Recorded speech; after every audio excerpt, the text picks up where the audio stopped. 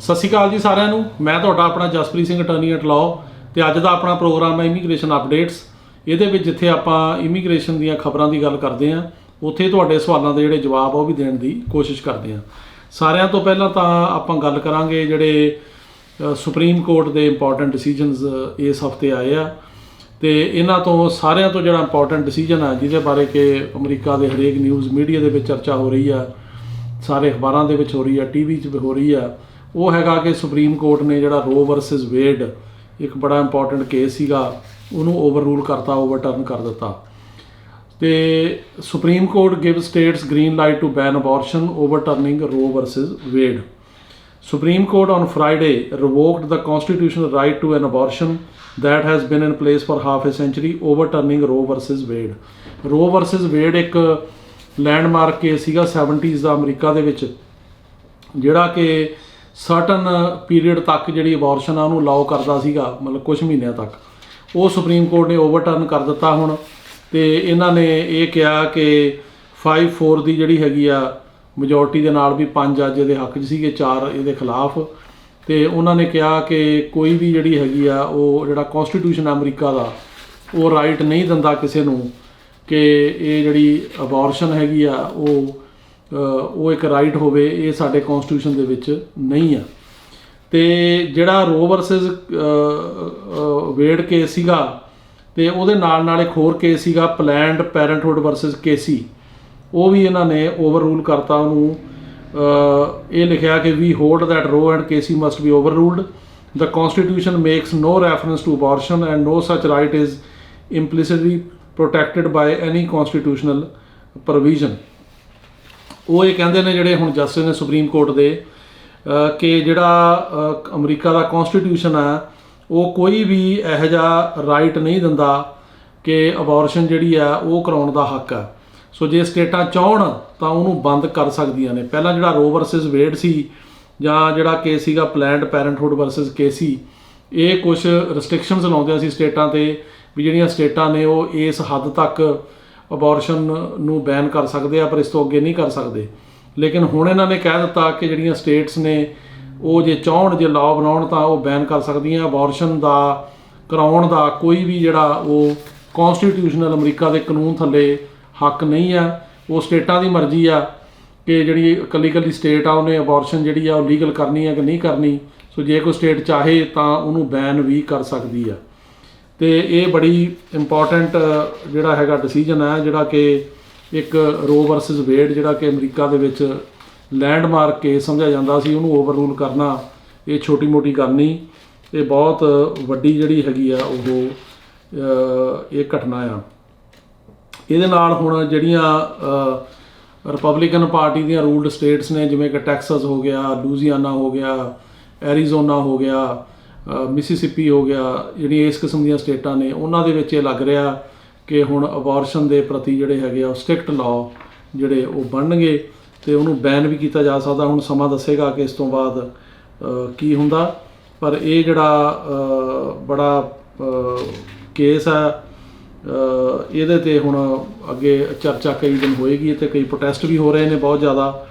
ਤੇ ਲੇਕਿਨ ਜਿਹੜਾ ਕੋਰਟ ਆ ਸੁਪਰੀਮ ਕੋਰਟ ਅਮਰੀਕਾ ਦੇ ਵਿੱਚ ਸੁਪਰੀਮ ਹੈ, ਸੋ ਉਹਨਾਂ ਨੇ ਜਿਹੜਾ ਹੁਣ ਫੈਸਲਾ ਦਿੱਤਾ ਉਹਦੇ ਤਹਿਤ ਉਹਨਾਂ ਨੇ ਕਹਿਤਾ ਵੀ ਅਬੋਰਸ਼ਨ ਕਰਾਉਣ ਦਾ ਕੋਈ ਵੀ ਕੌਨਸਟੀਟਿਊਸ਼ਨਲ ਰਾਈਟ ਜਾਂ ਹੱਕ ਅਮਰੀਕਾ ਦੇ ਵਿੱਚ ਨਹੀਂ ਆ। ਇਸ ਤੋਂ ਬਾਅਦ ਜਿਹੜਾ ਅਗਲਾ ਇੰਪੋਰਟੈਂਟ ਸੁਪਰੀਮ ਕੋਰਟ ਨੇ ਜਿਹੜਾ ਰੂਲਿੰਗ ਦਿੱਤੀ ਆ ਉਹ 6-3 ਨਾਲ ਹੈ ਕਿ 6 ਜੱਜ ਉਹਦੇ ਹੱਕ 'ਚ 3 ਖਿਲਾਫ। ਉਹਨਾਂ ਨੇ supreme court on Thursday struck down a New York handgun licensing law that required New Yorkers who want to carry a handgun in public to show a special need to defend themselves. ਇੱਕ New York state ਦਾ ਕਾਨੂੰਨ ਸੀਗਾ ਕਿ ਜੇ ਕਿਸੇ ਨੇ handgun ਲੈ ਕੇ ਜਿਹੜਾ ਹੈਗਾ ਪਬਲਿਕ 'ਚ ਜਾਣਾ ਤਾਂ ਉਹਨੂੰ ਇਹ ਸ਼ੋਅ ਕਰਨਾ ਪਊਗਾ ਕਿ ਇਹਦੀ ਬਹੁਤ ਲੋੜ ਆ, ਉਹਦੀ ਜਾਨ ਨੂੰ ਖਤਰਾ ਆ, ਜਾਂ ਉਹਨੂੰ ਕੋਈ ਸਪੈਸ਼ਲ ਨੀਡ ਹੈਗੀ ਆ ਆਪਣੇ ਆਪ ਨੂੰ ਡਿਫੈਂਡ ਕਰਨ ਦੀ, ਅਦਰਵਾਈਜ਼ ਉਹ ਨਹੀਂ ਲੈ ਸਕਦਾ। ਸੁਪਰੀਮ ਕੋਰਟ ਨੇ ਹੁਣ ਕਹਿਤਾ ਵੀ ਇਹ ਲਾਅ ਜਿਹੜਾ ਹੈਗਾ ਅਨਕੌਨਸਟੀਟਿਊਸ਼ਨਲ ਆ, ਤੇ ਇਹਨੂੰ ਜਿਹੜਾ ਹੈਗਾ ਉਹ ਜਿਹੜਾ ਅਮਰੀਕਾ ਦਾ ਕੌਨਸਟੀਟਿਊਸ਼ਨ ਆ ਉਹ ਹੱਕ ਦਿੰਦਾ ਆ ਹਥਿਆਰ ਰੱਖਣ ਦਾ, ਤੇ ਇਹ ਉਸ 'ਤੇ ਜਿਹੜਾ ਉਹ ਪਾਬੰਦੀ ਲਾਉਂਦਾ, ਤੇ ਇਸ ਕਰਕੇ ਲਾਅ ਹੀ ਅਨਕੌਨਸਟੀਟਿਊਸ਼ਨਲ ਆ। In far-reaching ruling, the court made clear that the Second Amendment guarantees the right to keep and bear arms. It protects the broad right to carry a handgun outside the home for self defense. ਜਿਹੜੇ America ਦੇ ਕੌਂਸਟੀਟਿਊਸ਼ਨ ਦੀ second amendment ਆ ਉਹ ਇਹ ਹੱਕ ਦਿੰਦੀ ਆ ਕਿ ਜਿਹੜੇ ਅਮਰੀਕਾ ਦੇ ਲੋਕ ਨੇ ਉਹ ਹਥਿਆਰ ਰੱਖ ਸਕਦੇ ਆ ਤੇ ਹਥਿਆਰ ਜਿਹੜਾ ਹੈਗਾ ਉਹ ਆਪਣੇ ਘਰ 'ਚ ਵੀ ਰੱਖ ਸਕਦੇ ਆ, ਬਾਹਰ ਵੀ ਲਿਜਾ ਸਕਦੇ ਆ ਸੈਲਫ ਡਿਫੈਂਸ ਲਈ। ਉਹਦੇ ਵਿੱਚ ਇਹ ਨਹੀਂ ਕੋਈ ਬੰਦਿਸ਼ ਲਾਈ ਗਈ ਕਿ ਜੀ ਇਹ ਜਿਹੜਾ ਹਥਿਆਰ ਹੈ ਤੁਸੀਂ ਘਰ ਹੀ ਰੱਖੋ ਜਾਂ ਇਹਨੂੰ ਬਾਹਰ ਨਾ ਲੈ ਕੇ ਜਾਓ।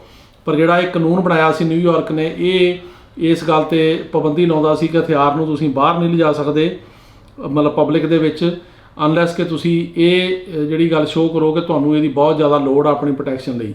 ਲੇਕਿਨ ਸੁਪਰੀਮ ਕੋਰਟ ਦਾ ਇਹ ਕਹਿਣਾ ਕਿ ਜਿਹੜਾ ਅਮਰੀਕਾ ਦਾ ਕੌਂਸਟੀਟਿਊਸ਼ਨ ਆ ਉਹ ਜਿਹੜਾ ਇਹ ਗਾਰੰਟੀ ਕਰਦਾ ਕਿ ਅਮਰੀਕਨ ਜਿਹੜੇ ਲੋਕ ਨੇ ਜਿਹੜੀ ਸੈਕੰਡ ਅਮੈਂਡਮੈਂਟ ਆ ਹਥਿਆਰ ਰੱਖ ਸਕਦੇ ਆ, ਉਹ ਇਹ ਪਾਬੰਦੀ ਨਹੀਂ ਲਾਉਂਦਾ ਕਿ ਹਥਿਆਰ ਤੁਸੀਂ ਸਿਰਫ ਘਰ 'ਚ ਹੀ ਰੱਖ ਸਕਦੇ ਹੋ ਜਾਂ ਉਹਨਾਂ ਨੂੰ ਬਾਹਰ ਲੈ ਕੇ ਨਹੀਂ ਜਾ ਸਕਦੇ। ਇਸ ਕਰਕੇ ਜਿਹੜਾ ਇਹ ਕਾਨੂੰਨ ਆ ਇਹ ਕੌਂਸਟੀਟਿਊਸ਼ਨ ਦੇ ਅਗੇਂਸਟ ਜਾਂਦਾ। ਤੇ ਇਹ ਜਿਹੜੀ ਮਤਲਬ ਜਜਮੈਂਟ ਆ ਇਹ ਵੀ ਬੜੀ ਲੈਂਡਮਾਰਕ ਜਜਮੈਂਟ ਆ, ਜਿਹੜੀ ਕਿ ਇੱਕ ਬਹੁਤ ਹੀ ਜਿਹੜਾ ਪੁਰਾਣਾ ਲਾਅ ਸੀਗਾ ਉਹਨੂੰ ਇਹਨਾਂ ਨੇ ਅਨਕੌਂਸਟੀਟਿਊਸ਼ਨਲ ਜਿਹੜਾ ਉਹ ਕੀਤਾ। ਤੇ ਇਹਦੇ ਨਾਲ ਜਿਹੜੀ ਇੱਕ ਗਨ ਕੰਟਰੋਲ ਬਾਰੇ ਜਿਹੜੀ ਕੋਈ ਹੋਰ ਇੰਪੋਰਟੈਂਟ ਖਬਰ ਆ ਉਹ ਇਹ ਹੈਗੀ ਆ ਕਿ ਇੱਕ ਲਾਅ ਪਾਸ ਹੋਇਆ ਜਿਹੜਾ ਕਿ ਬਾਈ ਪਾਰਟੀਜ਼ਨ ਗਨ ਸੇਫਟੀ ਪੈਕੇਜ ਆ। ਉਹ ਕਾਨੂੰਨ ਨੂੰ ਜਿਹੜਾ ਪ੍ਰੈਜ਼ੀਡੈਂਟ ਨੇ ਅਮਰੀਕਾ ਦੇ ਬਾਈਡਨ ਉਹਨਾਂ ਨੇ ਸਾਈਨ ਕੀਤਾ ਅੱਜ, ਤੇ Biden signs bipartisan gun safety package into law. ਤੇ ਇਹ ਜਿਹੜਾ ਕਾਨੂੰਨ ਹੈ ਇਹ ਕਾਂਗਰਸ ਨੇ ਪਾਸ ਕੀਤਾ ਸੀਗਾ, ਸੈਨੇਟ ਨੇ ਕੀਤਾ, ਫਿਰ ਹਾਊਸ ਨੇ ਕੀਤਾ। ਤੇ ਇਹਦੇ ਵਿੱਚ ਬੇਸਿਕਲੀ ਜਿਹੜੇ ਬਾਈ ਪਾਰਟੀਜ਼ਨ ਗਰੁੱਪ ਆਫ ਸੈਨੇਟਰਸ ਨੇ ਇਹਨੂੰ ਕਰਾਫਟ ਕੀਤਾ ਸੀ। ਤੇ ਇਹਦੇ 'ਚ ਉਹਨਾਂ ਨੇ ਕੁਛ ਹਥਿਆਰਾਂ ਪ੍ਰਤੀ ਜਿਹੜੀ ਹੈਗੀਆਂ ਉਹ ਪਾਬੰਦੀਆਂ ਲਾਈਆਂ ਨੇ। ਤੇ ਇੱਕ ਤਾਂ ਇਹਦੇ 'ਚ ਬੇਸਿਕਲੀ ਇਹ ਕਿਹਾ ਗਿਆ ਕਿ ਜਿਹੜੇ ਬੰਦੇ ਨੇ ਹਥਿਆਰ ਲੈਣਾ ਉਹਦੀ ਉਮਰ 21 ਸਾਲ ਤੋਂ ਘੱਟ ਆ, ਉਹਨੂੰ ਲਾਇਸੈਂਸ ਲੈਣ ਵਾਸਤੇ ਅਥਾਰਟੀਜ਼ ਨੂੰ 10 ਬਿਜ਼ਨਸ ਡੇਜ਼ ਦਾ ਟਾਈਮ ਦੇਣਾ ਪਊਗਾ। ਉਹਦਾ ਉਹ ਜਿਹੜਾ ਜੁਵਨਾਈਲ ਤੇ ਜਿਹੜਾ ਉਹਦਾ ਮੈਂਟਲ ਤੇ ਹੈਲਥ ਰੈਕਡ ਆ ਉਹ ਐਕਸੈਸ ਕਰਨਗੇ ਤੇ ਉਹ ਕਰਕੇ ਇਹ ਜਿਹੜਾ ਹੈਗਾ ਉਹ ਪਤਾ ਕਰ ਸਕਦੇ ਆ ਕਿ ਕੀ ਇਹਨੂੰ ਕੋਈ ਮੈਂਟਲ ਇਸ਼ੂਜ਼ ਤਾਂ ਨਹੀਂ ਹੈਗੇ, ਕੋਈ ਦਿਮਾਗੀ ਤੌਰ 'ਤੇ ਬਿਮਾਰ ਤਾਂ ਨਹੀਂ ਹੈਗਾ। ਤੇ ਉਹਦਾ ਬੈਕਗਰਾਊਂਡ ਚੈੱਕ ਜਿਹੜਾ ਹੈਗਾ ਉਹ ਤਾਂ ਹੋਣਾ ਹੀ ਆ, ਉਹਦੇ ਨਾਲ ਉਹਦਾ ਜਿਹੜਾ ਮੈਡੀਕਲ ਰੈਕਡ ਆ ਤੇ ਮੈਂਟਲ ਰੈਕਡ ਖਾਸ ਕਰਕੇ ਉਹ ਚੈੱਕ ਕੀਤਾ ਜਾ ਸਕਦਾ। ਤੇ this law will enhance background checks for gun buyers under the age of 21 by giving authorities up to 10 business days to review the juvenile and mental health records of young gun purchasers, and makes it unlawful for someone to purchase a gun for someone who would fail a background check.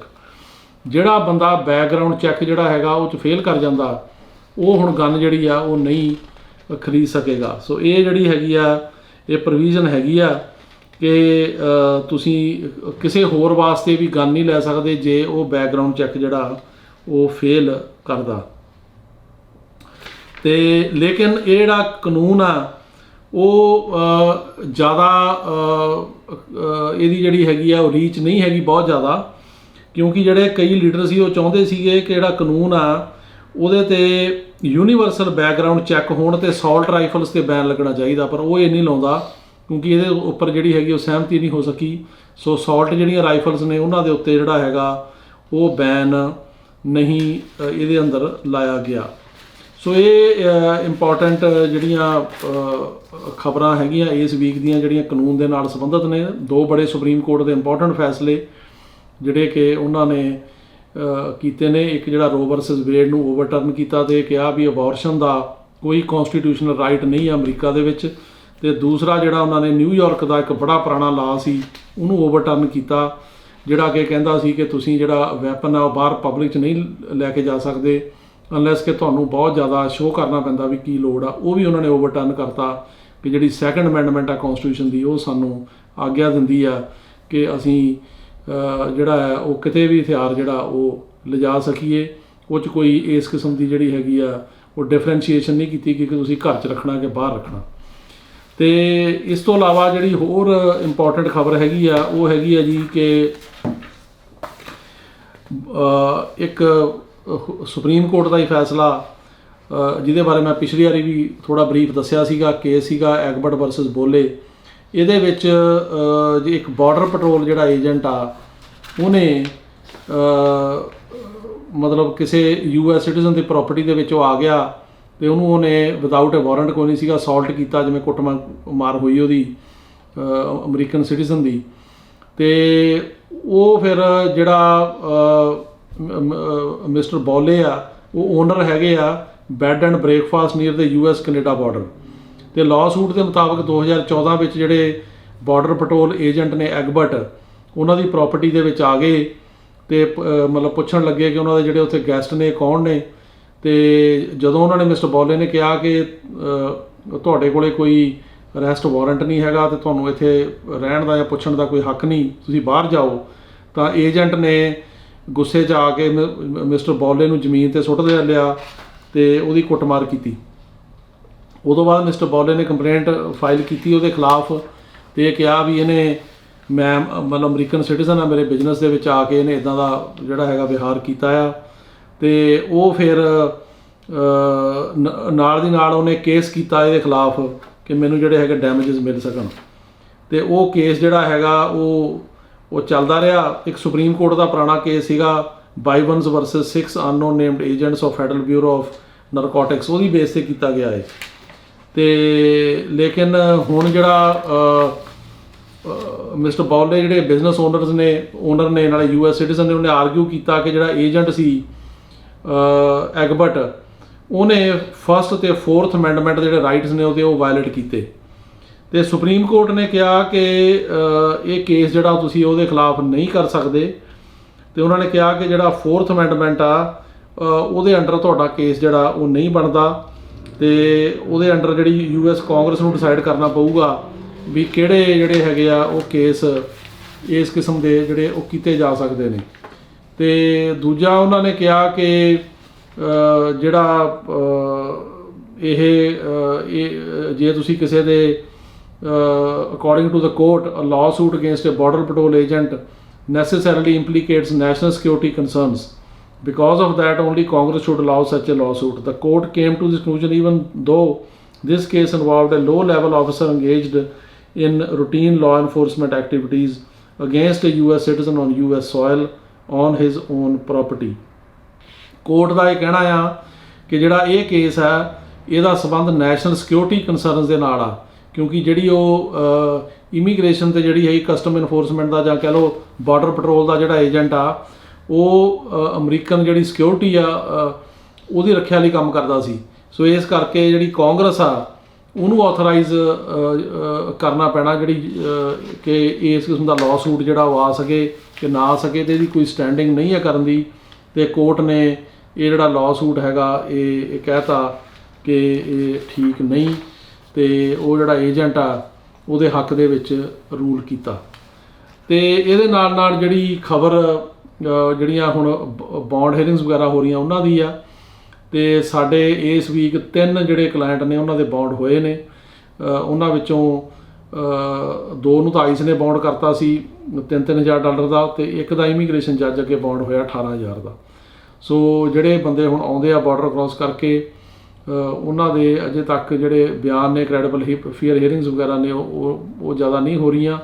ਉਹਨਾਂ ਨੂੰ ਜ਼ਿਆਦਾ ice ਵਾਲੇ ਛੱਡ ਦਿੰਦੇ ਆ bond 'ਤੇ, ਜਾਂ ਫਿਰ ਜਿਹੜੀ ਇਮੀਗ੍ਰੇਸ਼ਨ ਜਿਹੜੇ ਜੱਜ ਹੈਗੇ ਉਹ ਛੱਡਦੇ ਆ ਅਤੇ ਉਹ ਬਾਹਰ ਆ ਕੇ ਫਿਰ ਆਪਣਾ ਜਿਹੜਾ ਕੇਸ ਹੈਗਾ ਉਹਨੂੰ ਪਰਸਿਊ ਕਰ ਸਕਦੇ ਆ। ਜਿਹੜਾ ਇਹਨਾਂ ਨੇ ਉਹ ਸਿਸਟਮ ਬਣਾ ਰਹੇ ਸੀ ਕਿ ਫਾਸਟ ਜ਼ਿਆਦਾ ਕਰਨਾ, ਉਹ ਤੁਹਾਨੂੰ ਮੈਂ ਲਾਸਟ ਟਾਈਮ ਦੱਸਿਆ ਸੀ ਕਿ ਟੈਕਸਸ ਤੋਂ ਸ਼ੁਰੂ ਕਰਨ ਦਾ ਕਿਹਾ ਗੌਰਮੈਂਟ ਨੇ ਕਿ ਜਿਹੜੇ ਟੈਕਸਸ ਵਾਲੇ ਸੈਂਟਰ ਨੇ ਉੱਥੋਂ ਸ਼ੁਰੂ ਕਰਨਗੇ, ਅਤੇ ਪਰ ਜਿਹੜੇ ਦੂਜੇ ਸੈਂਟਰ ਨੇ ਉਹਨਾਂ ਉੱਤੇ ਅਜੇ ਇਹ ਜਿਹੜਾ ਸਿਸਟਮ ਹੈਗਾ ਉਹ ਲਾਗੂ ਨਹੀਂ ਹੋਇਆ। ਜਿਹੜਾ ਕਿ ਕਰ ਰਹੇ ਸੀ ਕਿ 45 ਦਿਨ ਦੇ ਅੰਦਰ ਪਹਿਲਾਂ ਅਸਾਈਲਮ ਅਫਸਰ ਕੋਲ ਜਿਹੜੀ ਇੰਟਰਵਿਊ ਹੋਏਗੀ, ਉਸ ਤੋਂ ਬਾਅਦ ਜੇ ਉਹ ਫੈਸਲਾ ਉਹਦੇ ਖਿਲਾਫ ਕਰਦਾ ਫਿਰ ਜੱਜ ਕੋਲ ਜਾਏਗਾ, ਉਹਦੇ ਕੋਲ 4 ਮਹੀਨੇ ਹੋਣਗੇ। ਉਹ ਇਹ ਜਿਹੜੀ ਸਰਕਾਰ ਆ ਉਹਨੇ ਜਿਹੜੇ ਬਾਕੀ ਸਰਵਿਸ ਸੈਂਟਰ ਹੈਗੇ ਆ ਜਾਂ ਜਿਹੜੇ ਡਿਟੈਂਸ਼ਨ ਸੈਂਟਰ ਨੇ ਉਹਨਾਂ ਦੇ ਵਿੱਚ ਅਜੇ ਉਹ ਲਾਗੂ ਨਹੀਂ ਕੀਤਾ। ਇਹਦੇ ਨਾਲ ਜਿਹੜੀ ਹੋਰ ਇੰਪੋਰਟੈਂਟ ਖਬਰ ਹੈਗੀ ਆ ਉਹ PD ਬਾਰੇ ਆ ਕਿ ਅੱਜ ਕੱਲ੍ਹ ਕਾਫੀ ਜਿਹੜੇ ਜੱਜਸ ਨੇ ਉਹ ਆਪਣੇ ਆਪ ਹੀ ਜਿਹੜੀ PD ਆ ਉਹ ਦੇ ਕੇ ਤਾਂ ਕੇਸ ਨੂੰ ਜਿਹੜਾ ਹੈਗਾ ਡਿਸਮਿਸ ਕਰੀ ਜਾ ਰਹੇ ਆ। ਜਿਹੜੇ ਖਾਸ ਕਰਕੇ individual data even master data ਦੇ ਉੱਤੇ ਵੀ ਜਿਹੜੇ ਜੱਜ ਨੇ ਉਹ ਸਰਕਾਰੀ ਵਕੀਲ ਜਿਹੜੇ ਗੌਰਮੈਂਟ ਦੇ ਹੁੰਦੇ ਉਹਨਾਂ ਦੇ ਕਹਿਣ 'ਤੇ ਜਿਹੜੇ ਕੇਸਿਸ ਨੇ ਉਹਨਾਂ ਨੂੰ ਡਿਸਮਿਸ ਕਰ ਦਿੰਦੇ ਆ। ਅਤੇ ਉਹਦੇ ਫਿਰ ਆਪਸ਼ਨ ਇਹ ਹੁੰਦੀ ਆ ਵੀ ਜਾਂ ਤੁਸੀਂ ਉਹਦੀ ਅਪੀਲ ਕਰ ਸਕਦੇ ਹੋ ਅੱਗੇ ਬੋਰਡ ਆਫ ਇਮੀਗ੍ਰੇਸ਼ਨ ਅਪੀਲ ਦੇ ਵਿੱਚ, ਅਤੇ ਜਾਂ ਤੁਸੀਂ ਅਸਾਈਲਮ ਆਫਿਸ ਦੇ ਵਿੱਚ ਆਪਣਾ ਕੇਸ ਜਿਹੜਾ ਉਹ ਲਾ ਸਕਦੇ ਹੋ। ਅਤੇ ਇਹ ਟਰੈਂਡ ਹੁਣ ਕਾਫੀ ਜ਼ਿਆਦਾ, ਤਕਰੀਬਨ ਹਰੇਕ ਕੇਸ ਦੇ ਵਿੱਚ ਹੀ ਉਹ ਇਹ ਆਫਰ ਕਰਦੇ ਆ ਵੀ ਤੁਸੀਂ ਆਪਣਾ ਕੇਸ ਜਿਹੜਾ ਹੈਗਾ ਉਹ ਡਿਸਮਿਸ ਕਰਾਉਣਾ, ਪੀਡੀ ਲੈਣੀ ਆ। ਅਤੇ ਜੇ ਤੁਸੀਂ ਨਾ ਕਹਿ ਦੋਗੇ ਤਾਂ ਕੇਸ ਅੱਗੇ ਚੱਲਦਾ ਸੀ, ਪਰ ਅੱਜ ਕੱਲ੍ਹ ਜੱਜ ਉਹ ਨਾ ਵੀ ਨਹੀਂ ਸੁਣਦੇ ਕਈ। ਉਹ ਜੇ ਤੁਸੀਂ ਜਾਂ ਤੁਹਾਡਾ ਵਕੀਲ ਕਹੂਗਾ ਕਿ ਨਹੀਂ ਅਸੀਂ ਜੀ ਪੀਡੀ ਨਹੀਂ ਲੈਣੀ ਜਾਂ ਅਸੀਂ ਕੇਸ ਜਿਹੜਾ ਹੈਗਾ ਉਹ ਡਿਸਮਿਸ ਨਹੀਂ ਕਰਾਉਣਾ, ਈਵਨ ਦੈਨ ਉਹ ਆਪਣੀ ਜਿਹੜੀ ਮਰਜ਼ੀ ਦੇ ਨਾਲ ਉਹਨੂੰ ਡਿਸਮਿਸ ਕਰ ਦਿੰਦੇ ਆ। ਅਤੇ ਉਸ ਤੋਂ ਬਾਅਦ ਫਿਰ ਆਪਸ਼ਨਾਂ ਜਿਹੜੀਆਂ ਨੇ, ਜਾਂ ਤਾਂ ਉਹਦੀ ਅਪੀਲ ਕਰੋ BIA 'ਚ, ਅਤੇ ਜਾਂ ਫਿਰ ਤੁਸੀਂ ਜਿਹੜਾ ਹੈਗਾ ਉਹ ਅਸਾਈਲਮ ਆਫਿਸ ਕੇਸ ਲਾਓ। ਇਹ ਕਾਫੀ ਜਿਹੜਾ ਹੋ ਰਿਹਾ ਹੁਣ ਅੱਜ ਕੱਲ੍ਹ ਜਿਹੜੀਆਂ ਕਿ ਡੇਟਾਂ ਇਮੀਗ੍ਰੇਸ਼ਨ ਕੋਰਟਾਂ ਦੇ ਵਿੱਚ ਜਿਹੜੀਆਂ ਉਹ ਪੈ ਰਹੀਆਂ ਨੇ। ਅਤੇ ਇਹ ਤਾਂ ਸੀਗੀਆਂ ਜਿਹੜੀਆਂ ਇੰਪੋਰਟੈਂਟ ਖਬਰਾਂ ਨੇ। ਅਤੇ ਹੁਣ ਸਮਾਂ ਹੋ ਗਿਆ ਤੁਹਾਡੇ ਜਿਹੜੇ ਸਵਾਲਾਂ ਦੇ ਜਵਾਬ ਦੇਣ ਦਾ। ਅਤੇ ਸਾਰਿਆਂ ਤੋਂ ਪਹਿਲਾਂ ਤਾਂ ਮੈਂ ਬੜਾ ਧੰਨਵਾਦੀ ਹਾਂ ਕਿ ਜਿਹੜੇ ਤੁਸੀਂ ਮੈਨੂੰ ਸਾਰੇ ਪ੍ਰੇਜ਼ ਕਰ ਰਹੇ ਹੋ, ਮੇਰੀ ਸ਼ਲਾਘਾ ਕਰ ਰਹੇ ਹੋ ਕਿ ਸਾਨੂੰ ਤੁਸੀਂ ਵਧੀਆ ਇਨਫੋਰਮੇਸ਼ਨ ਦਿੰਦੇ ਆ। ਅਤੇ ਮੈਨੂੰ ਬੜੀ ਖੁਸ਼ੀ ਹੁੰਦੀ ਆ ਕਿ ਮੈਂ ਸੌਖੇ ਸ਼ਬਦਾਂ ਦੇ ਵਿੱਚ ਤੁਹਾਨੂੰ ਜੋ ਵੀ ਇਮੀਗ੍ਰੇਸ਼ਨ ਦੀਆਂ ਘਟਨਾਵਾਂ ਨੇ ਜਾਂ ਜਿਹੜੇ ਹੁਣ ਜੋ ਵੀ ਡਿਵੈਲਪਮੈਂਟਸ ਨੇ ਉਹਨਾਂ ਬਾਰੇ ਦੱਸ ਸਕਾਂ, ਤਾਂ ਕਿ ਤੁਹਾਨੂੰ ਸਮਝ ਆ ਸਕੇ ਵੀ ਕੀ ਹੋ ਰਿਹਾ, ਜਾਂ ਜਿਹੜੀ ਕੋਈ ਬੜੀ ਇੰਪੋਰਟੈਂਟ ਖਬਰ ਆ ਉਹ ਤੁਹਾਡੇ ਧਿਆਨ ਦੇ ਵਿੱਚ ਲੈ ਕੇ ਆ ਸਕਾਂ। ਅਗਲਾ ਸਵਾਲ ਹੈ ਜੀ ਕਿ ਇਹ ਤੁਸੀਂ ਸਾਨੂੰ ਦੱਸੋ ਕਿ ਜਿਹੜੀ F2A ਕੈਟੇਗਰੀ ਆ, ਸਾਡੀ ਪਟੀਸ਼ਨ ਜਿਹੜੀ ਆ ਮੌਮ ਨੇ ਫਾਈਲ ਕੀਤੀ ਸੀ 2018 ਦੇ ਵਿੱਚ, F2A ਕੈਟੇਗਰੀ 'ਚ ਆਉਂਦੀ ਆ। ਕੇਸ NVC ਕੋਲ ਚੱਲ ਗਿਆ 2020 ਦੇ ਵਿੱਚ, ਲੋਕਡਾਊਨ ਤੋਂ ਪਹਿਲਾਂ। ਅਤੇ ਹੁਣ ਕਿੰਨਾ ਟਾਈਮ ਲੱਗੇਗਾ? ਲਾਸਟ ਟਾਈਮ ਵੀ ਤੁਹਾਨੂੰ ਮੈਂ ਦੱਸਿਆ ਸੀ ਵੀ ਜਿਹੜਾ ਜੁਲਾਈ ਦਾ ਵੀਜ਼ਾ ਬੁਲੇਟਿਨ ਆ ਉਹਦੇ ਵਿੱਚ ਕੋਈ ਖਾਸ ਮੂਵਮੈਂਟ ਦੇਖਣ ਨੂੰ ਨਹੀਂ ਮਿਲੀ। ਉਹਦੇ ਮੁਤਾਬਕ ਜਿਹੜੀ F4 ਕੈਟੇਗਰੀ ਆ, ਭਰਾ ਭੈਣ ਦੀ US ਸਿਟੀਜ਼ਨ ਦੀ, ਉੱਥੇ ਚੱਲ ਰਿਹਾ ਜੀ 15 ਸਤੰਬਰ 2005। F3 ਕੈਟੇਗਰੀ ਹੈਗੀ ਆ ਜਿਹੜੇ ਸਿਟੀਜ਼ਨ ਦੇ ਮੈਰਿਡ ਬੱਚੇ, ਉੱਥੇ ਚੱਲ ਰਿਹਾ ਜੀ 22 ਨਵੰਬਰ 2008। F2B ਹੈਗੀ ਆ ਜਿਹੜੇ ਗ੍ਰੀਨ ਕਾਰਡ ਹੋਲਡਰਸ ਦੇ 21 ਸਾਲ ਤੋਂ ਉੱਪਰ ਬੱਚੇ ਆ, 22 ਸਤੰਬਰ 2015। F2A ਕੈਟੇਗਰੀ ਜਿਹੜੀ ਆ ਉਹ 'ਚ ਗ੍ਰੀਨ ਕਾਰਡ ਹੋਲਡਰ ਦੇ ਹਸਬੈਂਡ ਵਾਈਫ ਤੇ 21 ਸਾਲ ਤੋਂ ਘੱਟ ਬੱਚੇ ਆ, ਉਹ ਕਰੰਟ ਆ। ਅਤੇ F1 ਕੈਟੇਗਰੀ ਜਿਹੜੀ ਆ ਉਹ ਹੈਗੀ unmarried sons and daughters of US citizen, ਉਹ ਹੈਗੀ ਆ 1 ਦਸੰਬਰ 2014। ਸੋ F2A ਕੈਟੇਗਰੀ ਦੀ ਤੁਸੀਂ ਗੱਲ ਕਰ ਰਹੇ ਹੋ। ਇਹ ਬੇਸਿਕਲੀ ਜਿਹੜੀ ਹੈਗੀ ਆ ਉਹ ਅਜੇ ਹੈ ਤਾਂ ਕਰੰਟ ਆ, ਪਰ ਅਜੇ ਤੱਕ ਇੰਟਰਵਿਊਜ਼ ਨਹੀਂ ਆ ਰਹੀਆਂ। ਸੋ ਮੇਰੀ ਜਾਣਕਾਰੀ ਦੇ ਮੁਤਾਬਕ ਜਿਹੜੇ US ਸਿਟੀਜ਼ਨ ਦੇ ਹਸਬੈਂਡ ਵਾਈਫ ਨੇ ਉਹਨਾਂ ਦੀਆਂ ਇੰਟਰਵਿਊਜ਼ ਹੋ ਰਹੀਆਂ ਨੇ, ਗ੍ਰੀਨ ਕਾਰਡ ਹੋਲਡਰਾਂ ਦੀਆਂ ਅਜੇ ਨਹੀਂ ਹੋ ਰਹੀਆਂ। ਅਗਲਾ ਸਵਾਲ ਹੈ ਜੀ ਕਿ ਮੈਂ ਉਹ ਕਹਿ ਰਹੇ ਨੇ ਕਿ ਪੰਜਾਬ ਤੋਂ ਹਾਂ ਅਤੇ ਬਾਰਡਰ ਕ੍ਰੋਸ ਕਰਕੇ ਅਗਲੇ ਮਹੀਨੇ ਜੇ ਮੈਂ ਆਵਾਂ ਅਤੇ ਇੱਥੇ ਆ ਕੇ ਮਤਲਬ ਕਿਸ ਕਿਸਮ ਦਾ ਮੈਨੂੰ ਜਿਹੜਾ ਮੁਸ਼ਕਿਲਾਂ ਦਾ ਸਾਹਮਣਾ ਕਰਨਾ ਪੈ ਸਕਦਾ। ਦੇਖੋ, ਪਹਿਲੀ ਗੱਲ ਤਾਂ ਮੈਂ ਰਿਕਮੈਂਡ ਨਹੀਂ ਕਰਦਾ ਕਿ ਕੋਈ ਬਾਰਡਰ ਕ੍ਰੋਸ ਕਰਕੇ ਆਵੇ, ਕਿਉਂਕਿ ਇਹ ਕੰਮ ਜਿਹੜਾ ਰਸਤਾ ਇਲੀਗਲ ਆ, ਜਿੱਥੇ ਲਾਅ ਦੀ ਵਾਇਲੇਸ਼ਨ ਆ ਉਹਦੇ ਨਾਲ ਹੀ ਜਿਹੜੇ ਤੁਹਾਡੀ ਜਾਨ ਨੂੰ ਵੀ ਖਤਰਾ ਹੋ ਸਕਦਾ, ਕਿਉਂਕਿ ਇਹਦੀ ਕੋਈ ਗਰੰਟੀ ਨਹੀਂ ਹੁੰਦੀ ਕਿ ਇੱਥੇ ਆ ਕੇ ਤੁਹਾਨੂੰ ਇਸ ਤਰੀਕੇ ਦੇ ਨਾਲ ਕੀ ਤੁਹਾਨੂੰ ਇੱਥੇ ਗ੍ਰੀਨ ਕਾਰਡ ਮਿਲੂਗਾ ਜਾਂ ਅਸਾਈਲਮ ਪਾਸ ਹੋਊਗਾ ਜਾਂ ਕੀ ਆ। ਅਤੇ ਲੇਕਿਨ ਜਿਹੜੇ ਬੰਦੇ ਆਉਂਦੇ ਆ ਉਹ ਜੋ ਹੁਣ ਜਿਹੜਾ ਟਰੈਂਡ ਚੱਲ ਰਿਹਾ ਉਹਨਾਂ ਦੀ ਜਾਣਕਾਰੀ ਲਈ ਇਹ ਗੱਲ ਦੱਸ ਦਿੰਦੇ ਆ ਕਿ ਜੇ ਤਾਂ ਤੁਸੀਂ ਫੈਮਿਲੀ ਨਾਲ ਆਉਂਦੇ ਹੋ ਤਾਂ ਤੁਹਾਨੂੰ 72 ਘੰਟੇ ਦੇ ਵਿੱਚ ਉਹ ਰਿਲੀਜ਼ ਕਰ ਦਿੰਦੇ ਕਿਸੇ ਗਰੰਟਰ ਕੋਲ। ਅਦਰਵਾਈਜ਼ ਕੀ ਕਰਦੇ ਆ, ਉਹ ਇਮੀਗ੍ਰੇਸ਼ਨ ਕੈਂਪਾਂ ਦੇ ਵਿੱਚ ਜਾਂ ਜਿਹੜੇ ਸੈਂਟਰ ਹੈਗੇ ਉੱਥੇ ਲੈ ਜਾਂਦੇ ਆ। ਉਹਨਾਂ ਦੇ ਵਿੱਚ ਜਿਹੜਾ ਬੌਂਡ ਹੁੰਦਾ, ਜੇ ਤਾਂ ਇਮੀਗ੍ਰੇਸ਼ਨ ਜੱਜ ਬੌਂਡ ਕਰੇ ਉਹ ਥੋੜ੍ਹਾ ਜ਼ਿਆਦਾ, ਅਤੇ ਜਾਂ ਆਈਸ ਵਾਲੇ ਆਪ ਹੀ ਬੌਂਡ ਕਰਕੇ ਵੀ ਛੱਡ ਦਿੰਦੇ ਆ। ਜਿਹੜੀ ਕ੍ਰੈਡੀਬਲ ਫੇਅਰ ਹੀਅਰਿੰਗ ਆ ਜਾਂ ਬਿਆਨ ਨੇ ਉਹ ਨਹੀਂ ਹੁੰਦੇ, ਅਤੇ ਉਹ ਆ ਕੇ ਬਾਹਰ ਬੰਦਾ ਕੇਸ ਆਪਣਾ ਜਿਹੜਾ ਹੈਗਾ ਉਹ ਫਿਰ ਲਾ ਸਕਦਾ। ਅਤੇ ਕਈਆਂ ਨੂੰ ਜਿਹੜੇ ਹੈਗੇ ਜਿਹੜੇ ਸੈਂਟਰ ਨੇ ਉੱਥੇ ਵੀ ਨਹੀਂ ਲੈ ਕੇ ਜਾਂਦੇ, ਇਮੀਗ੍ਰੇਸ਼ਨ ਵਾਲੇ ਆਪ ਹੀ ਆਈਸ ਵਾਲੇ ਕਿਸੇ ਗਰੰਟਰ ਕੋਲ ਛੱਡ ਦਿੰਦੇ। ਉਹਨਾਂ ਦਾ ਆਪਣਾ ਜਿਹੜੀ ਹੈਗੀ ਡਿਸਕ੍ਰੈਸ਼ਨ ਹੈ, ਮਰਜ਼ੀ ਆ। ਅਤੇ ਇਹ ਜਿਹੜਾ ਸਿਸਟਮ ਹੈਗਾ ਇਹ ਚੱਲ ਰਿਹਾ। ਅਗਲਾ ਸਵਾਲ ਹੈ ਜੀ ਕਿ ਇਹ ਦੱਸੋ ਕਿ ਅਸਾਈਲਮ ਦੇ ਜਿਹੜੇ ਹੈਗੇ ਆ ਉਹ ਕਿੰਨੇ ਕੁ ਚਾਂਸ ਹੈਗੇ ਪਾਸ ਹੋਣ ਦੇ। ਅਸਾਈਲਮ ਦੇ ਕੇਸ 'ਤੇ ਜੀ ਚਾਂਸ ਤਾਂ ਹੁੰਦੇ ਹੀ ਆ, ਪਰ ਉਹਦੇ ਜਿਹੜੇ 5 ਗਰਾਊਂਡ ਨੇ, ਜਿਨ੍ਹਾਂ ਵਿੱਚ ਕਿ ਪੋਲੀਟੀਕਲ ਓਪੀਨੀਅਨ ਇੱਕ ਗਰਾਊਂਡ ਆ, ਰਿਲੀਜਨ ਇੱਕ ਗਰਾਊਂਡ ਆ, ਉਦੋਂ ਬਾਅਦ ਜਿਹੜਾ ਹੈਗਾ membership of A particular social group ਇੱਕ ਗਰਾਊਂਡ ਆ, ਅਤੇ ਉਹਦੇ ਨਾਲ ਜਿਹੜਾ ਹੈਗਾ ਜਿਹੜੇ ਗੇ ਤੇ ਲੈਸਬੀਅਨ ਵਗੈਰਾ ਹੁੰਦੇ ਨੇ ਜਿਹੜੇ, ਉਹ ਵੀ ਗਰਾਊਂਡ ਹੈ। ਇਸ ਕਿਸਮ ਦੇ ਗਰਾਊਂਡ ਹੈਗੇ 5, ਤੇ ਇਹਨਾਂ ਗਰਾਊਂਡਾਂ ਦੇ ਵਿੱਚ ਜੇ ਤੁਹਾਡਾ ਕੇਸ ਆਉਂਦਾ, ਤੁਹਾਡੇ ਕੋਲੇ ਉਹਨੂੰ ਪ੍ਰੂਵ ਕਰਨ ਵਾਸਤੇ ਡਾਕੂਮੈਂਟੇਸ਼ਨ ਵੀ ਹੈਗੀ ਆ, ਜਿੱਦਾਂ ਕਿ ਪਾਰਟੀ ਲੈਟਰ ਹੋ ਗਿਆ, ਐਫੀਡੇਵਿਟਸ ਹੋ ਗਏ, ਮੈਡੀਕਲ ਰੈਕਡ ਹੋ ਗਏ, ਤੇ ਇਸ ਕਿਸਮ ਦੇ ਜਿਹੜੇ ਹੋਰ ਪ੍ਰੂਫ ਨੇ।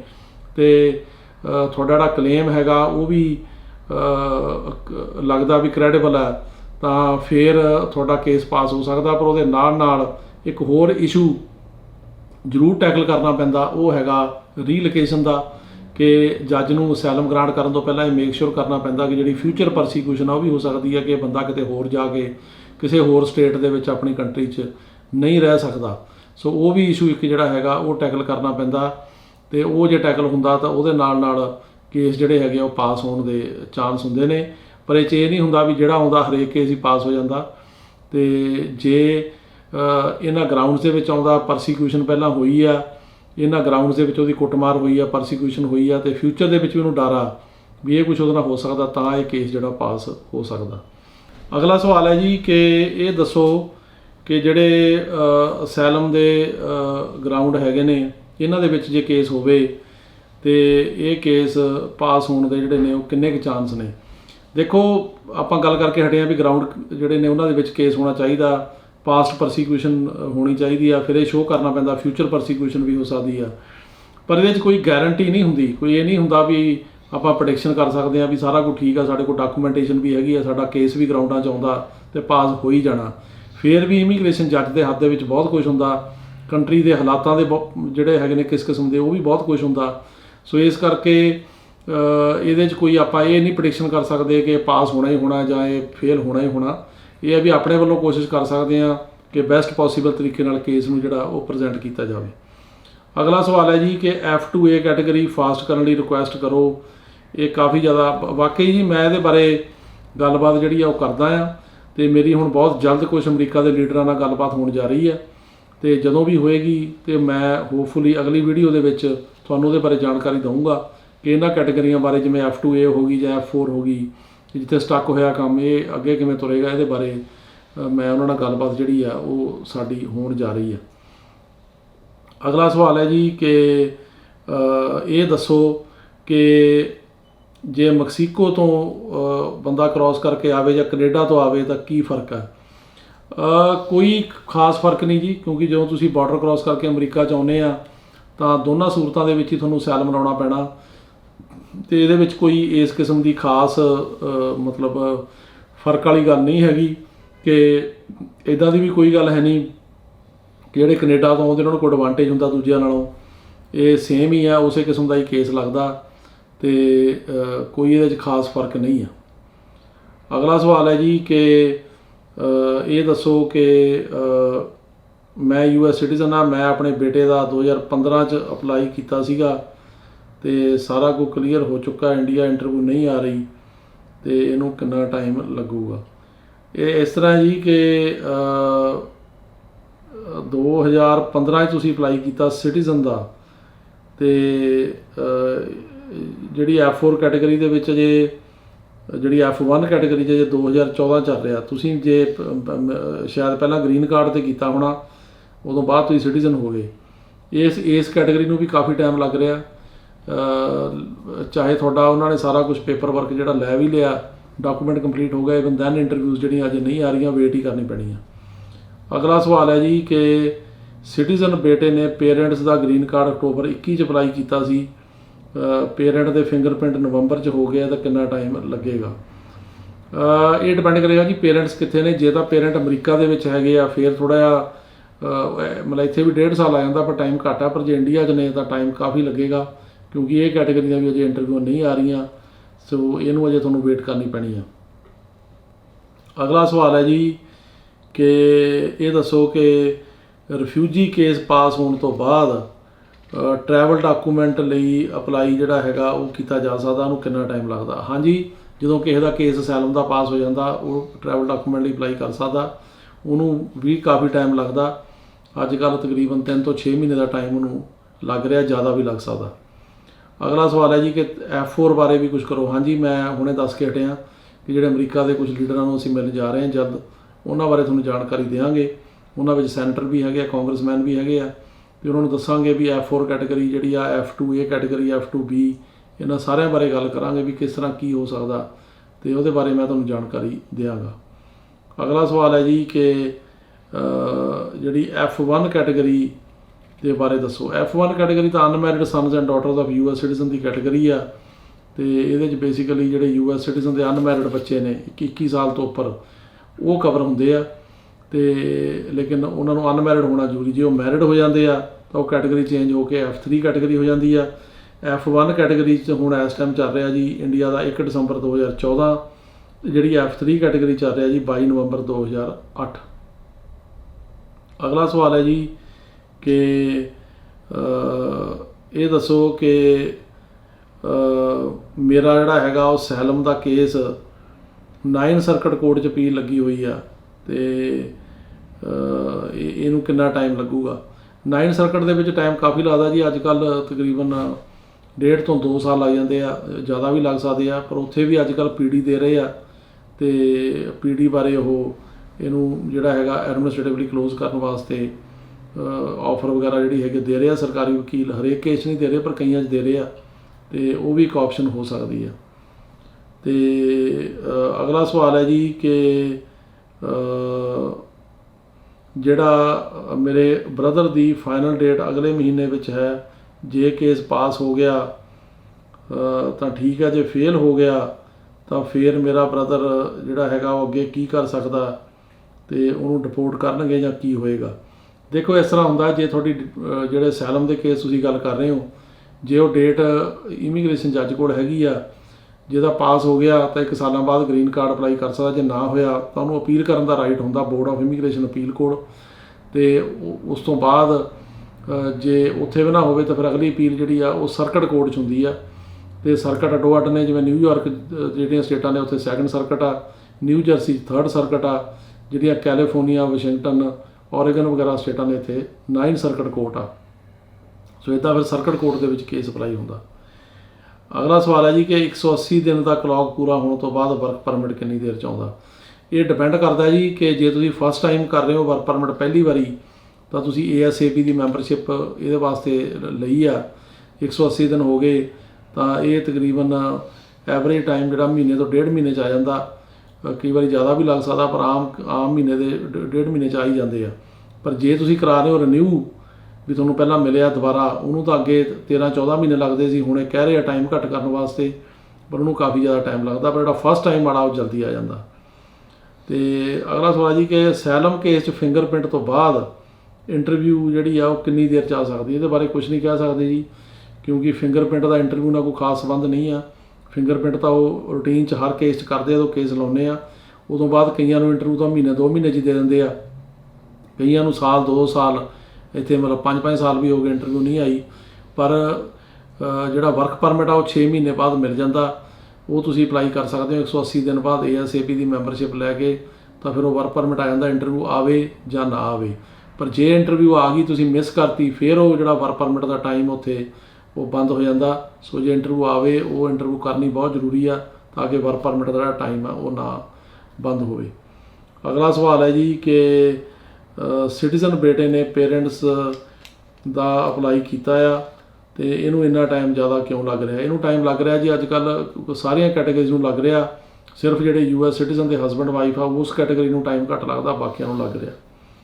ਅਗਲਾ ਸਵਾਲ ਹੈ ਜੀ ਕਿ ਅਸੀਂ ਸੈਲਮ ਦਾ ਕੇਸ ਲਾਉਣਾ ਚਾਹੁੰਦੇ ਆ ਤੁਹਾਡੇ ਕੋਲ, ਤੇ ਤੁਹਾਡੇ ਕੇਸ ਬਹੁਤ ਪਾਸ ਹੋਏ ਨੇ, ਤੇ ਅਸੀਂ ਤੁਹਾਨੂੰ ਆਪਣਾ ਕੇਸ ਦੇਣਾ ਚਾਹੁੰਦੇ, ਤੁਹਾਡਾ ਕੰਟੈਕਟ ਨੰਬਰ ਕੀ ਆ।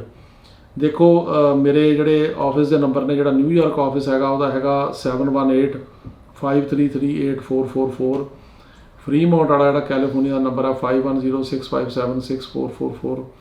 ਉਦੋਂ ਬਾਅਦ ਆਹ ਨੰਬਰ ਜਿਹੜਾ ਸੈੱਲਫੋਨ ਹੈਗਾ 9179154142। ਤੁਸੀਂ ਈਮੇਲ ਵੀ ਕਰ ਸਕਦੇ ਹੋ jpsinghattorney@gmail 'ਤੇ ਜਾਂ jaspreetsinghlawoffice@gmail 'ਤੇ, ਤੇ ਇੱਥੇ ਤੁਸੀਂ ਮੈਨੂੰ ਕੰਟੈਕਟ ਜਦੋਂ ਮਰਜ਼ੀ ਸਾਨੂੰ ਕਰ ਸਕਦੇ ਹੋ।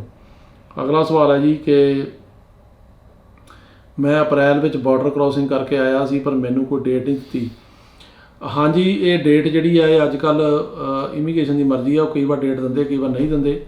ਸੋ ਜੇ ਇਹਦੇ ਤੁਸੀਂ ਜਾ ਕੇ ਆਪ ਡੇਟ ਨਹੀਂ ਲੈ ਸਕਦੇ, ਤੁਹਾਨੂੰ ਵੇਟ ਹੀ ਕਰਨੀ ਪੈਣੀ ਹੈ। ਅਗਲਾ ਸਵਾਲ ਹੈ ਜੀ ਕਿ असैलम ग्रांट है, मेरा रिफ्यूजी ट्रैवल पासपोर्ट ਤੇ सफ़र कर सकता विदाउट ग्रीन कार्ड। देखो इस तरह आ कि तुसी रिफ्यूजी ट्रैवल डॉकूमेंट ਤੇ ਆਪਣੀ ਕੰਟਰੀ ਨਹੀਂ ਜਾ ਸਕਦੇ। ਜੇ ਤੁਸੀਂ ਇਹ ਸੋਚੋ ਵੀ ਉੱਥੇ ਇੰਡੀਆ ਚੱਲ ਜਾਓਗੇ, ਉੱਥੇ ਤੁਸੀਂ ਬਾਕੀ ਕੰਟਰੀਆਂ ਜਾ ਸਕਦੇ ਹੋ, ਜਿਵੇਂ ਫਰਜ਼ ਕਰੋ ਇੰਗਲੈਂਡ ਜਾ ਸਕਦੇ ਹੋ, ਕੈਨੇਡਾ ਜਾ ਸਕਦੇ ਹੋ, ਜਾਂ ਜਿਹੜੇ ਇਸ ਕਿਸਮ ਦੇ ਮੁਲਕ ਨੇ, ਪਰ ਆਪਣੀ ਕੰਟਰੀ ਨਹੀਂ ਜਾ ਸਕਦੇ, ਉੱਥੇ ਤੁਸੀਂ ਟਰੈਵਲ ਨਹੀਂ ਕਰ ਸਕਦੇ। ਅਗਲਾ ਸਵਾਲ ਹੈ ਜੀ ਕਿ ਇਹ ਦੱਸੋ ਕਿ ਮੇਰੀ ਬੇਟੀ ਸਟੱਡੀ ਵੀਜ਼ੇ ਤੇ USA ਵਿੱਚ ਆਈ ਹੈ, ਕੀ ਫਾਦਰ ਮਦਰ ਨੂੰ ਵੀਜ਼ਾ ਮਿਲ ਸਕਦਾ? ਕੋਈ ਗਰੰਟੀ ਨਹੀਂ ਜੀ, ਕਿਉਂਕਿ ਜੇ ਬੱਚਾ ਇੱਥੇ ਸਟੂਡੈਂਟ ਵੀਜ਼ੇ ਤੇ ਹੈਗਾ F1 ਤੇ, ਉਹਦਾ ਮਤਲਬ ਇਹ ਨਹੀਂ ਹੈ ਕਿ ਉਹਦੇ ਮਾਂ-ਬਾਪ ਨੂੰ ਵੀ ਜਿਹੜਾ ਹੈਗਾ ਉਹ ਵਿਜ਼ਟਰ ਵੀਜ਼ਾ ਮਿਲ ਜਾਏਗਾ, ਉਹ ਕੋਈ ਪੱਕਾ ਸ਼ੋਰ ਨਹੀਂ ਹੈ। ਤੇ ਅਗਲਾ ਸਵਾਲ ਹੈ ਜੀ ਕਿ ਜੇ ਹੁਣ ਨਵੇਂ ਬੰਦੇ ਇੱਥੇ ਅਮਰੀਕਾ 'ਚ ਇਲੀਗਲ ਐਂਟਰ ਕਰਦੇ ਨੇ, ਉਹਨਾਂ ਨੂੰ ਰਿਪੋਰਟ ਕਰਦੇ ਆ। ਇਹ ਡਿਪੈਂਡ ਕਰਦਾ ਜੀ, ਜੇ ਉਹ ਬੰਦਾ ਅਸਾਈਲਮ ਕਲੇਮ ਕਰਦਾ ਕਿ ਮੈਨੂੰ ਖਤਰਾ, ਮੈਂ ਨਹੀਂ ਜਾ ਸਕਦਾ, ਫਿਰ ਤਾਂ ਨਹੀਂ ਰਿਪੋਰਟ ਕਰਦੇ। ਉਹਨੂੰ ਉਹ NTA ਦੇ ਕੇ ਜਾਂ ਪੇਪਰ ਦੇ ਕੇ ਤੇ ਛੱਡ ਦਿੰਦੇ ਆ ਕਿਸੇ ਗਰੰਟਰ ਜਿਹੜਾ ਹੈਗਾ ਉਹਦੀ ਕਸਟਡੀ 'ਚ, ਤੇ ਉੱਥੇ ਉਹ ਆਪਣਾ ਕੇਸ ਲੜ ਸਕਦਾ। ਪਰ ਜੇ ਉਹ ਆ ਕੇ ਕਹੂਗਾ ਮੈਨੂੰ ਖਤਰਾ ਕੋਈ ਨਹੀਂ, ਤੇ ਫਿਰ ਉਹਨੂੰ ਜਿਹੜਾ ਉਹ ਰਿਪੋਰਟ ਕਰ ਸਕਦੇ। ਪਰ ਜੋ ਕਹਦੇ ਮੈਨੂੰ ਖਤਰਾ ਆ ਤਾਂ ਫਿਰ ਰਿਪੋਰਟ ਨਹੀਂ ਕਰਦੇ। ਅਗਲਾ ਸਵਾਲ ਹੈ ਜੀ ਕਿ ਮੈਂ ਆਪਣੀ ਵਾਈਫ ਦਾ ਫਿਆਂਸੇ ਵੀਜ਼ਾ ਅਪਲਾਈ ਕੀਤਾ ਹੋਇਆ, 14 ਮਹੀਨੇ ਹੋ ਗਏ ਤੱਕ ਅਪਰੂਵਲ ਨਹੀਂ ਆਈ। ਕਾਫੀ ਟਾਈਮ ਲੱਗ ਰਿਹਾ ਜੀ। ਇਹ ਜਿਹੜੀ ਇਹ ਕੈਟੇਗਰੀ ਆ ਫਿਆਂਸੇ, ਇਹਨੂੰ ਵੀ ਬਹੁਤ ਲੱਗ ਰਿਹਾ। ਸਿਰਫ ਇੱਕੋ ਹੀ ਕੈਟੇਗਰੀ ਜਿਹੜੀ US ਸਿਟੀਜ਼ਨ ਦੇ ਹਸਬੈਂਡ ਵਾਈਫ ਦੀ ਆ, ਉਹਦੀਆਂ ਇੰਟਰਵਿਊਜ਼ ਹੋ ਰਹੀਆਂ ਨੇ, ਬਾਕੀ ਜਿਹੜੀਆਂ ਨਹੀਂ ਹੋ ਰਹੀਆਂ। ਅਗਲਾ ਸਵਾਲ ਹੈ ਜੀ ਕਿ ਜਿਹੜੇ ਨਵੇਂ ਬੰਦੇ ਅਮਰੀਕਾ ਦੇ ਵਿੱਚ ਆਉਂਦੇ ਆ ਬਾਰਡਰ ਕ੍ਰਾਸ ਕਰਕੇ, ਉਹਨਾਂ ਬਾਰੇ ਦੱਸੋ। ਦੇਖੋ ਉਹਨਾਂ ਬਾਰੇ ਮੈਂ ਦੱਸ ਕੇ ਹਟਿਆ ਤੁਹਾਨੂੰ ਕਿ ਨਵੇਂ ਬੰਦੇ ਜਿਹੜੇ ਆਉਂਦੇ, ਜਿਹੜੇ ਤਾਂ ਫੈਮਿਲੀ ਦੇ ਨਾਲ ਆਉਂਦੇ, ਜਿਵੇਂ ਹਸਬੈਂਡ ਵਾਈਫ ਬੱਚੇ, ਉਹਨਾਂ ਨੂੰ 72 ਘੰਟੇ ਦੇ ਵਿੱਚ ਇਹ ਕਿਸੇ ਗਰੰਟਰ ਦੀ ਕਸਟਡੀ ਛੱਡ ਦਿੰਦੇ ਆ। ਜਿਹੜੇ ਉੱਦਾਂ ਆਉਂਦੇ ਜਿਨ੍ਹਾਂ ਦੀ ਉਮਰ 18 ਤੋਂ ਉੱਪਰ ਆ, ਅਤੇ ਉਹਨਾਂ ਨੂੰ ਇਹ ਜਾਂ ਤਾਂ ਕਿਸੇ ਜਿਹੜਾ ਇਮੀਗ੍ਰੇਸ਼ਨ ਦਾ ਡਿਟੈਂਸ਼ਨ ਸੈਂਟਰ ਆ ਉੱਥੇ ਲੈ ਜਾਂਦੇ ਆ। ਉੱਥੇ ਜਾ ਕੇ ਫਿਰ ਆਈਸ ਬਾਉਂਡ ਕਰਦੀ ਹੈ ਜਾਂ ਇਮੀਗ੍ਰੇਸ਼ਨ ਜੱਜ ਬਾਉਂਡ ਕਰਦਾ। ਇਮੀਗ੍ਰੇਸ਼ਨ ਜੱਜ ਦਾ ਬਾਉਂਡ ਜ਼ਿਆਦਾ ਹੁੰਦਾ, ਆਈਸ ਦਾ ਘੱਟ ਆ। ਜਾਂ ਫਿਰ ਇਹਨਾਂ ਨੂੰ ਉੱਥੋਂ ਪੋਸਟ ਤੋਂ ਹੀ ਛੱਡ ਦਿੰਦੇ ਆ। ਸੋ ਇਹ ਉਹਨਾਂ 'ਤੇ ਡਿਪੈਂਡ ਕਰਦਾ। ਸੋ ਇਸ ਤਰੀਕੇ ਨਾਲ ਬੰਦਿਆਂ ਨੂੰ ਉਹ ਰਿਲੀਜ਼ ਕਰ ਰਹੇ ਆ। ਅਗਲਾ ਸਵਾਲ ਹੈ ਜੀ ਕਿ ਮੇਰਾ 10 ਸਾਲ ਦਾ ਗ੍ਰੀਨ ਕਾਰਡ ਮੇਰਾ ਆਇਆ ਸੀ, ਉਹ ਗੁੰਮ ਹੋ ਗਿਆ, ਤਾਂ ਮੈਂ ਹੁਣ ਕੀ ਕਰਾਂ? ਉਹਨੂੰ ਰਿਨਿਊ ਕਰਾਉਣ ਵਾਸਤੇ ਜਾਂ ਦੁਬਾਰਾ ਲੈਣ ਵਾਸਤੇ I-90 ਫਾਰਮ ਭਰਨਾ ਪੈਣਾ। ਅਤੇ I-90 ਫਾਰਮ ਭਰ ਕੇ ਤੁਸੀਂ ਉਹਦੀ ਜਿਹੜੀ ਹੈਗੀ ਰਿਨਿਊਅਲ, ਜੇ ਗੁੰਮ ਹੋ ਗਿਆ ਲੌਸ, ਤਾਂ ਵੀ ਉਹਨੂੰ ਦੁਬਾਰਾ ਲੈਣ ਵਾਸਤੇ ਅਪਲਾਈ ਕਰ ਸਕਦੇ ਹੋ। ਜੇ ਕਿਸੇ ਨੇ ਰਿਨਿਊ ਕਰਾਉਣਾ ਹੋਵੇ, ਉਹਦਾ ਵੀ I-90 ਫਾਰਮ ਹੀ ਹੁੰਦਾ। ਅਗਲਾ ਸਵਾਲ ਹੈ ਜੀ ਕਿ ਮੇਰਾ ਕੇਸ 18 ਮਾਰਚ 22 ਨੂੰ ਫਾਈਲ ਹੋਇਆ ਸੀ, ਪਹਿਲਾ ਲੈਟਰ ਆ ਗਿਆ, ਅਤੇ ਮੇਰਾ ਕਲੌਕ ਸਟਾਰਟ ਹੈ ਕਿ ਨਹੀਂ? ਹਾਂਜੀ, ਜੇ ਉਹ ਲੈਟਰ ਆ ਗਿਆ ਤਾਂ ਜਿਹੜਾ ਡੇਟ ਤੁਹਾਡੀ ਜਿਹੜੀ ਡੇਟ ਦਾ ਲੈਟਰ ਆਇਆ ਉੱਥੋਂ ਕਲੌਕ ਸ਼ੁਰੂ ਹੋ ਜਾਂਦਾ, ਅਤੇ ਤੁਹਾਨੂੰ ਫਿੰਗਰਪ੍ਰਿੰਟ ਕਰਾਉਣੇ ਪੈਂਦੇ ਜਦੋਂ ਆਉਂਦੇ ਆ। ਜੇ ਇੰਟਰਵਿਊ ਡੇਟ ਆਈ ਤਾਂ ਜਾਣਾ ਪੈਂਦਾ, ਜੇ ਇੰਟਰਵਿਊ 'ਤੇ ਨਾ ਜਾਓ ਤਾਂ ਕਲੌਕ ਬੰਦ ਹੋ ਸਕਦਾ, ਜੇ ਫਿੰਗਰਪ੍ਰਿੰਟ ਨਾ ਕਰਾਓ ਤਾਂ ਵੀ ਬੰਦ ਹੋ ਸਕਦਾ। ਸੋ ਇਹ ਕਲੌਕ ਜਿਹੜੀ ਡੇਟ ਦਾ ਤੁਹਾਡਾ ਲੈਟਰ ਆਇਆ, ਜੀ ਕਹਿ ਰਹੇ ਹੋ 18 ਮਾਰਚ ਦਾ ਡੇਟ ਆ, ਉਹ ਡੇਟ ਤੋਂ ਹੀ ਚੱਲਣਾ ਚਾਹੀਦਾ ਕਲੌਕ। ਅਗਲਾ ਸਵਾਲ ਹੈ ਜੀ ਕਿ ਗ੍ਰੀਨ ਕਾਰਡ ਮੈਰਿਜ ਅਤੇ ਜਦੋਂ ਇੰਟਰਵਿਊ ਹੋਵੇ ਤਾਂ ਡਾਕੂਮੈਂਟ ਕੁਆਲੀਫਾਈ ਹੋ ਜਾਣ, 1.5 ਸਾਲ ਤੋਂ ਉੱਤੇ ਹੋ ਗਿਆ, ਇਹਨੂੰ ਕਿੰਨਾ ਟਾਈਮ ਲੱਗੇਗਾ? ਇਹਨੂੰ ਅੱਜ ਕੱਲ੍ਹ ਟਾਈਮ ਲੱਗ ਰਿਹਾ ਜੀ। ਹੁਣੇ ਪਤਾ ਨਹੀਂ ਤੁਹਾਡੀ ਕਿਹੜੀ ਕੈਟੇਗਰੀ ਆ। ਇਹ ਜਿਹੜੀਆਂ F4 ਕੈਟੇਗਰੀ ਆ ਉਹਨੂੰ ਬਹੁਤ ਟਾਈਮ ਲੱਗ ਰਿਹਾ, F3 ਨੂੰ ਬਹੁਤ ਲੱਗ ਰਿਹਾ। ਸਿਰਫ ਜਿਹੜੇ US ਸਿਟੀਜ਼ਨ ਦੇ ਹਸਬੈਂਡ ਵਾਈਫ ਨੇ ਉਹਨਾਂ ਨੂੰ ਟਾਈਮ ਜਿਹੜਾ ਉਹ ਘੱਟ ਲੱਗ ਰਿਹਾ। ਅਗਲਾ ਸਵਾਲ ਹੈ ਜੀ ਕਿ ਸਰ ਸਾਡਾ ਕੇਸ F4 ਕੈਟੇਗਰੀ 'ਚ 17 ਜੁਲਾਈ 2006 ਦਾ ਕੇਸ ਆ, ਪਰ ਇਹ ਤੱਕ ਕੋਈ ਅਪਡੇਟ ਨਹੀਂ ਆਈ, ਇਹਨੂੰ ਕਿੰਨਾ ਟਾਈਮ ਲੱਗ ਸਕਦਾ? ਅਜੇ ਤਾਂ ਜੀ ਉੱਥੇ 15 ਸਤੰਬਰ 2005 ਚੱਲ ਰਿਹਾ, ਅਤੇ ਇਹਨੂੰ ਕਾਫੀ ਟਾਈਮ ਜਿਹੜਾ ਹੋਰ ਲੱਗ ਸਕਦਾ। ਅਗਲਾ ਸਵਾਲ ਹੈ ਜੀ ਕਿ ਜਿਹੜੇ ਲੂਜ਼ੀਆਨਾ ਕੋਰਟ ਦੇ ਵਿੱਚ ਸਾਡੇ ਬੰਦੇ ਕੋਈ ਹੈਗੇ ਆ, ਤਾਂ ਉਹਨਾਂ ਨੂੰ ਜਿਹੜਾ ਹੈਗਾ ਬੌਂਡ ਹੋ ਸਕਦਾ? ਹਾਂਜੀ, ਬੌਂਡ ਤਾਂ ਸਾਰੀਆਂ ਕੋਰਟਾਂ 'ਚ ਹੀ ਹੋ ਰਹੇ ਆ, ਲੇਕਿਨ ਜਿਹੜੇ ਹੈਗੇ ਆ ਉਹ ਇਮੀਗ੍ਰੇਸ਼ਨ ਜੱਜ ਕੋਲ ਹੋਵੇ ਜਾਂ ਆਈਸ ਕੋਲ ਹੋਵੇ, ਉਹ ਸਾਰੀਆਂ ਜਗ੍ਹਾ 'ਤੇ ਟੈਕਸਸ ਵੀ ਹੋ ਰਹੇ ਆ, ਲੂਜ਼ੀਆਨਾ ਵੀ ਹੋ ਰਹੇ, ਐਰੀਜ਼ੋਨਾ ਵੀ ਹੋ ਰਹੇ, ਸਾਰੇ ਪਾਸੇ ਹੋ ਰਹੇ ਆ ਜੀ। ਅਗਲਾ ਸਵਾਲ ਹੈ ਜੀ ਕਿ ਜਿਹੜੀ F4 ਦੀ ਕੈਟੇਗਰੀ ਆ, ਉਹਨਾਂ ਦਾ ਜਿਹੜਾ ਹੈਗਾ ਉਹ ਬਹੁਤ ਸਲੋਅ ਆ, ਉਹ ਤੇਜ਼ ਹੋਣ ਦੀ ਕੋਈ ਉਮੀਦ ਆ? ਨਹੀਂ ਜੀ, ਅਜੇ ਕੋਈ ਤੇਜ਼ ਹੋਣ ਦੀ ਉਮੀਦ ਨਹੀਂ ਆ। ਅਜੇ ਅਸੀਂ ਜਿਹੜਾ ਹੈਗਾ ਉਹ ਨਹੀਂ, ਮੈਨੂੰ ਲੱਗਦਾ ਵੀ ਉਹ ਤੇਜ਼ ਅਜੇ ਫੌਰੀ ਹੋਏਗੀ, ਪਰ ਹੋਣੀ ਚਾਹੀਦੀ ਆ, ਕਿਉਂਕਿ ਬਹੁਤ ਜ਼ਿਆਦਾ ਉਹ 'ਚ ਡਿਲੇ ਆ। ਅਗਲਾ ਸਵਾਲ ਹੈ ਜੀ ਕਿ ਜੇ ਕੋਈ ਬੰਦਾ ਬਾਰਡਰ ਕ੍ਰਾਸ ਕਰਕੇ ਆਉਂਦਾ, ਉਹਨੂੰ ਕੈਂਪ 'ਚੋਂ ਡਿਪੋਰਟ ਤਾਂ ਨਹੀਂ ਕਰਦੇ? ਇਹ ਡਿਪੈਂਡ ਕਰਦਾ ਜੀ ਕਿ ਜੇ ਤਾਂ ਉਹਦਾ ਕ੍ਰੈਡੀਬਲ ਫੇਅਰ ਇੰਟਰਵਿਊ ਹੋ ਜਾਵੇ, ਤਾਂ ਉਹ 'ਚ ਫੇਲ ਹੋ ਜਾਵੇ ਤਾਂ ਕਰ ਸਕਦੇ ਆ, ਜਾਂ ਉਹ ਅਸਾਈਲਮ ਨਾ ਮੰਗੇ ਤਾਂ ਕਰ ਸਕਦੇ ਆ। ਪਰ ਜੇ ਉਹਦੀ ਕ੍ਰੈਡੀਬਲ ਫੇਅਰ 'ਚੋਂ ਪਾਸ ਹੋ ਜਾਂਦਾ ਜਾਂ ਹੁੰਦੀ ਨਹੀਂ ਕ੍ਰੈਡੀਬਲ ਫੇਅਰ, ਅਤੇ ਉਹ ਕਹਿੰਦਾ ਮੈਨੂੰ ਖਤਰਾ, ਫਿਰ ਉਹ ਇੱਦਾਂ ਡਿਪੋਰਟ ਨੂੰ ਨਹੀਂ ਕਰਦੇ। ਅਗਲਾ ਸਵਾਲ ਹੈ ਜੀ ਕਿ ਸਾਡੇ ਪੇਪਰ ਅਪ੍ਰੈਲ 11 ਦੇ ਅਪਲਾਈ ਕੀਤੇ ਨੇ F3 ਕੈਟਾਗਰੀ ਦੇ ਵਿੱਚ, ਤੇ ਇਹਨੂੰ ਹੁਣ ਕਿੰਨਾ ਟਾਈਮ ਲੱਗੂਗਾ? ਸਾਡੇ ਪੇਰੈਂਟਸ ਜਿਹੜੇ ਨੇ ਉਹ ਬਿਮਾਰ ਵਗੈਰਾ ਕਾਫੀ ਰਹਿੰਦੇ ਆ। F3 ਕੈਟਾਗਰੀ ਦੇ ਵਿੱਚ ਹੁਣ ਚੱਲ ਰਿਹਾ ਜੀ 22 ਨਵੰਬਰ 2008, ਤੇ ਤੁਹਾਡਾ ਅਜੇ 3-4 ਸਾਲ ਤੁਸੀਂ ਪਿੱਛੇ ਹੋ ਅਜੇ, ਤੇ ਇਹਨੂੰ ਟਾਈਮ ਲੱਗੂਗਾ। ਅਗਲਾ ਸਵਾਲ ਹੈ ਜੀ ਕਿ N400 ਸਿਟੀਜ਼ਨਸ਼ਿਪ ਦੀ ਹੁਣ ਟਾਈਮ ਫਰੇਮ ਕੀ ਆ? ਇਹਨੂੰ ਅੱਜ ਕੱਲ੍ਹ 8 ਤੋਂ 9 ਮਹੀਨੇ ਦਾ ਟਾਈਮ ਹੈ ਜੀ। ਅੱਗੇ ਪਹਿਲਾਂ ਸਾਲ ਦਾ ਸੀਗਾ, ਉਹ ਘਟ ਕੇ ਹੁਣ 8 ਤੋਂ 9 ਮਹੀਨੇ ਦਾ ਰਹਿ ਗਿਆ। ਤਕਰੀਬਨ ਉਨੀ ਦੇਰ ਦੇ ਵਿੱਚ ਇੰਟਰਵਿਊ ਜਿਹੜੀ ਆ ਉਹ ਆ ਜਾਂਦੀ ਆ। ਅਗਲਾ ਅੱਜ ਦਾ ਆਖਰੀ ਸਵਾਲ ਹੈ ਜੀ ਕਿ F4 ਕੈਟਾਗਰੀ ਜਿਹੜੀ ਆ 2006 'ਚ ਅਪਲਾਈ ਕੀਤਾ, ਕਿੰਨਾ ਟਾਈਮ ਲੱਗੂਗਾ? ਅਜੇ 2005 ਚੱਲ ਰਿਹਾ ਜੀ, ਸੋ ਇਹਨੂੰ ਘੱਟੋ ਘੱਟ ਸਾਲ ਜਿਹੜਾ ਹੈਗਾ ਤੁਹਾਡਾ ਜਾਂ 1.5 ਸਾਲ ਹੋਰ ਲੱਗਣਾ ਚਾਹੀਦਾ, ਜ਼ਿਆਦਾ ਵੀ ਲੱਗ ਸਕਦਾ। ਇਹ ਸੀ ਤੁਹਾਡੇ ਸਵਾਲਾਂ ਦੇ ਜਵਾਬ। ਆਸ ਹੈ ਕਿ ਤੁਹਾਨੂੰ ਪ੍ਰੋਗਰਾਮ ਪਸੰਦ ਆਇਆ ਹੋਵੇਗਾ। ਅਗਲੇ ਵੀਕ ਫੇਰ ਮਿਲਾਂਗੇ ਇਸੇ ਪ੍ਰੋਗਰਾਮ 'ਚ। ਸਤਿ ਸ਼੍ਰੀ ਅਕਾਲ ਜੀ।